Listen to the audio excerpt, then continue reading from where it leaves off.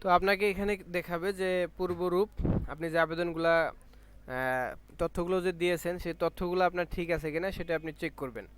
তো এইভাবে সম্পূর্ণ তথ্যগুলো আপনাকে আপনার সামনে প্রদর্শন হবে, আপনি দেখবেন, দেখার পরে যদি ঠিক থাকে তো আপনি যেটা করবেন, আপনাকে উপবৃত্তির জন্য আবেদন বাটনটা আছে সেটাই ক্লিক করতে হবে।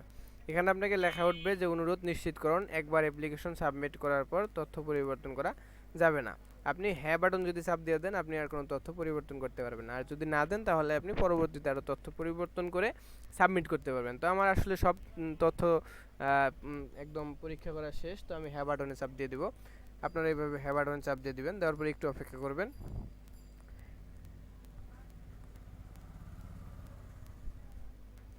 তো এখানে একটা নোটিশ দেখাইলো, সেটা হচ্ছে ল্যান্ড অর্থাৎ জমি যদি আপনার 0.75-এর বেশি হয় তাহলে আপনি আবেদন করতে পারবেন না। তো সেই ক্ষেত্রে আমাকে কি করতে হবে, ব্যক্তিগত তথ্য এখানে যাইতে হবে, আবার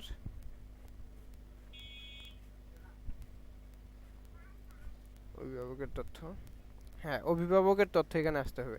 আসার পরে এখানে আমাকে 0 করে দিতে হবে জমি, অর্থাৎ কোনো জমি নাই, দিয়ে সংরক্ষণ দিতে হবে।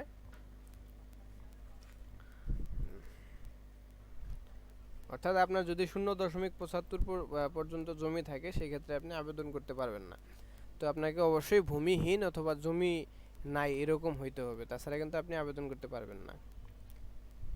আর অবশ্যই আপনারা তথ্যগুলো সঠিক দিবেন, কোনো ভুল তথ্য দিয়ে আবেদন করবেন না, সকল তথ্য সঠিক দিবেন। এখন আমি আবার উপবৃত্তির জন্য আবেদন ক্লিক করলাম। এখন দেখেন অ্যাপ্লিকেশন সাবমিট সাকসেসফুলি, অর্থাৎ আমি যে আবেদনটা করলাম সেটা সাকসেস হয়ে গেছে। তো এখন আমি কি করব, আবেদিত, এখানে দেখেন আবেদিত হয়ে গেছে এবং এই জায়গায় পেন্ডিং অবস্থায় আছে বর্তমানে। তো এই ক্ষেত্রে আপনাকে যেটা করতে হবে, বিজ্ঞপ্তির নথি ডাউনলোড করুন। আপনি আপনার আবেদনটা যেখানে এখানে আবেদিত উঠে গেছে তখন আপনার আবেদন কনফার্ম।